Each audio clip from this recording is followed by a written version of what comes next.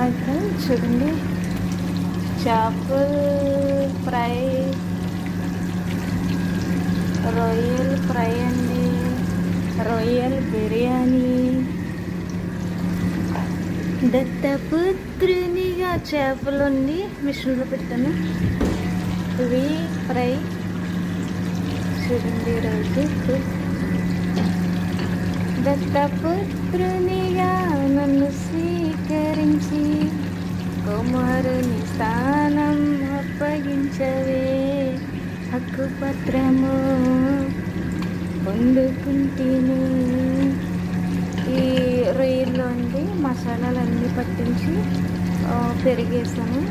Food colour కూడా మా వారికి ఇష్టం. ఫుడ్ కలర్ కూడా వేసి ఇలా ఫ్రై చేయాలి. చాలా జాగ్రత్తగా చేయాలండి.